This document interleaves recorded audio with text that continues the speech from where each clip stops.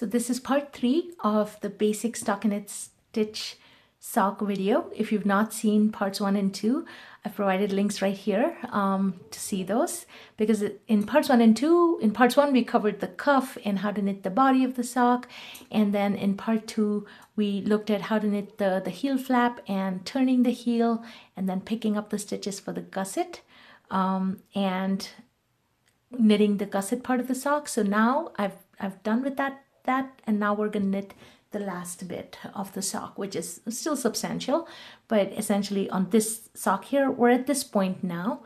We've made the gusset. Now we just have to knit the body of the sock and then the foot, and then do the decreases for the toe part of the sock. Okay, so we're almost there. Just a little bit more to go, and this part is really simple. So once you've done the gusset and you have the right number of stitches on each needle, or 6, 8, I seem to have more stitches on this needle, 2, 4, 6, 8. I need to have one more here. Okay. You have the right number of stitches on each of these needles, and the heel or the front part, you're just going to keep knitting all the way around. Just knit all the way around until your foot of the sock measures the length that you want. So how long should you knit? Well, what I would do is take an imprint of your foot from the front to the back. I have my hand here now, but you can do that for your foot. And you're going to measure the length. And whatever that length is, you want to knit 2 inches less than that length. So you want your sock from the base of the heel to this point to be about 2 inches less than what your actual foot length is, because in decreasing this part here, if your gauge is right, then this is almost going to be about 2 inches. And you also have to factor in the stretch of the sock, so you want to make sure that the sock is not too long. And the best part is actually when you're knitting the sock, as you're knitting it, as long as your stitches are in the center, or if you have those little needle protectors, you can put those on, and you can actually insert it into your foot, and you can check to see if it's fitting just right. So of course I'm inserting it into my hand now, but you would do that in your foot, and then you can check that way to see if the sock fits or not, if the heel fits on the heel, and you can adjust the length that way. But typical rule of thumb, stop knitting the body of the sock till about 2 inches less than the length of your foot. All right, so I'm going to keep knitting for just a little bit to get a little bit of this body going, and then I'll come back and show you how to do the toe decreases.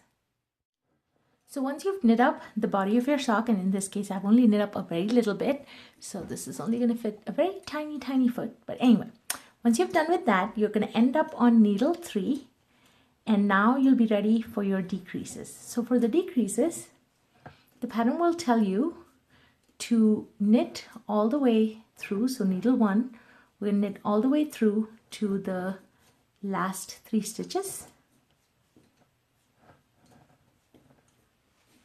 and we're going to do our first decrease, and this is going to be a knit 2 together. So you're going to knit these 2 stitches together, and then you're going to knit the last stitch. Okay, then you turn your work.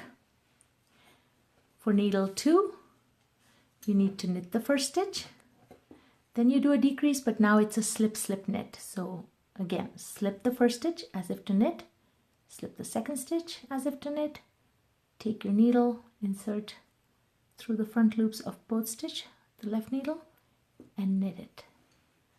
Drop both stitches.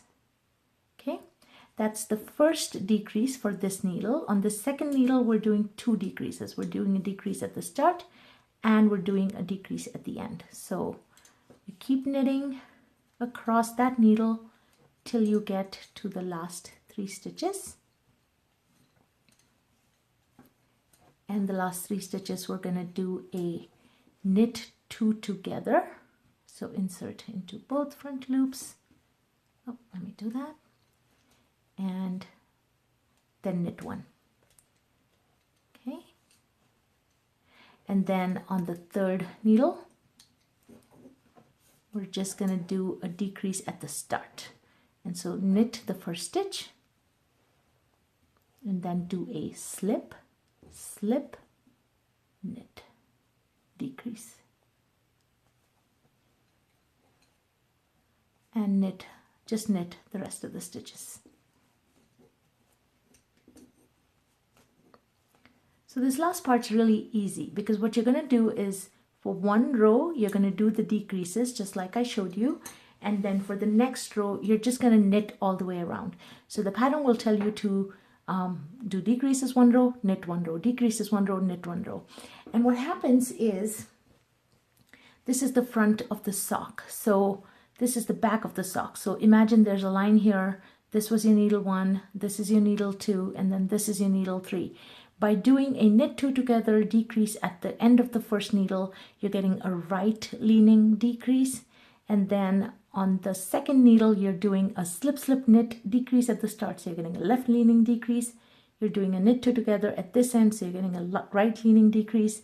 And then when you work on your third needle, you're doing a slip slip knit at the start. So you're getting a left leaning decrease. And that's what gives you this beautiful, nice decrease on both ends. So you're going to keep doing that until you get to the number of stitches that it tells that you need to have on each of these needles. So let me do a few more decreases here and get to that point. So now I finished doing the decreases, and as you can see, the toe of the sock is formed. This is the front, this is the back, and you'll keep doing the decreases till it tells you to have whatever number of stitches on needles 1, 2, and 3. And combining needles 1 and 2 will give you the same, or 1 and 3 should have the same number of stitches as needle 2. So what you want to do is, once you've done with the number of stitches, go ahead and continue knitting using the needle 3. You knit these last stitches that are on needle 1, knit them onto the same needle so that you only have needles or stitches on 2 needles, okay, like this. And then you turn. Now at this point, you're going to join these stitches or graft these stitches together using the Kitchener stitch.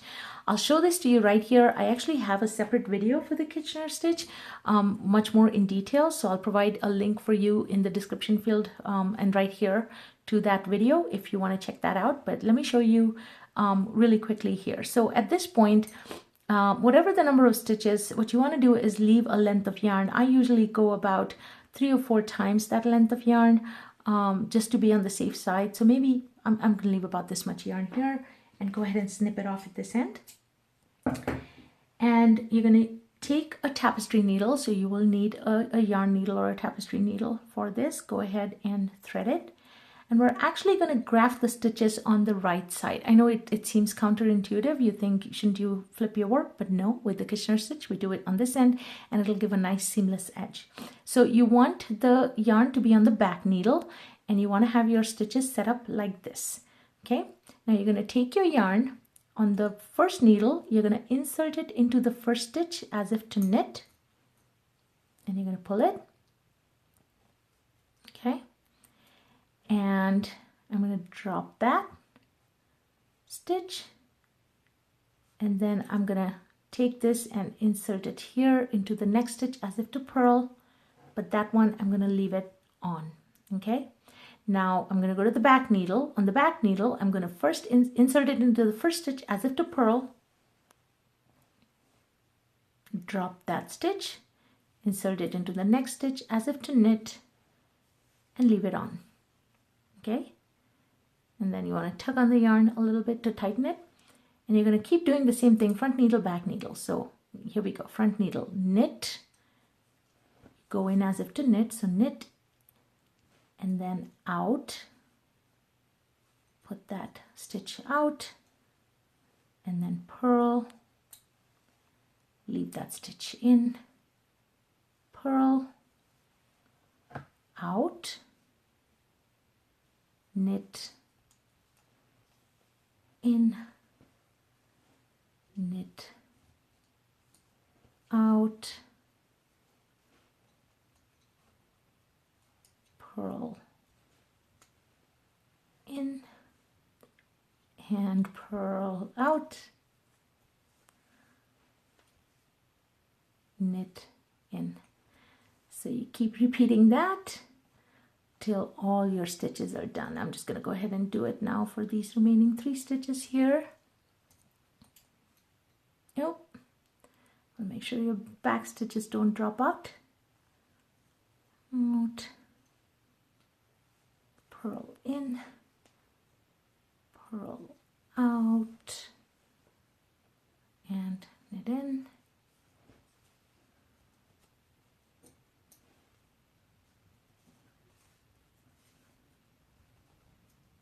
Out, up, purl in, and purl out, knit in. You're down to your last 2 stitches, which of course could drop, but don't panic, you'll pick it right up. I believe this is it. Yeah. Okay, and then your last stitch, you're gonna knit out, and this one you're gonna purl and out, and that's it. You've joined the toe, and as you can see, the join is seamless. You're gonna then take this, put it through here, and then turn over your sock, bring the needle through, and then you're going to weave the ends inside. And I've provided a link to the video on how to make this cuff edge look pretty. It's in a separate video. And that's it. You have your sock, and I have a little teeny tiny sock here. But after you do all this for one sock, you will repeat it all for the second sock. And I promise you, I know it seems very difficult, but after you've done one sock and you've done the second one, it will seem really easy. So I hope you really enjoyed this video tutorial on knitting basic socks, and I do hope you give this one a try. As you can see, it's really fun to knit up socks. I have some examples here, like the ones I showed you earlier, where you can add patterns or just use some variegated yarn to get a nice little stripy pattern. If you find that your socks, you know, if you've knit a pair of socks and you feel like, oh, they're a little bit looser at the top, you also have the option of adding in these little holes, these little eyelets, and putting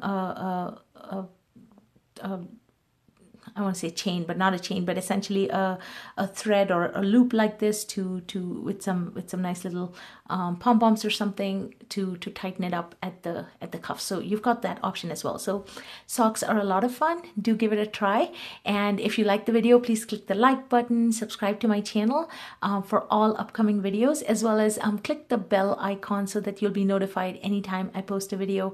If you do try the socks on, if you have comments or questions, please leave them in the comments box. I love to hear when you guys try my projects, and I'm very excited if you try them, and I hope they work for you. So thanks again for watching, for supporting my channel, and happy knitting.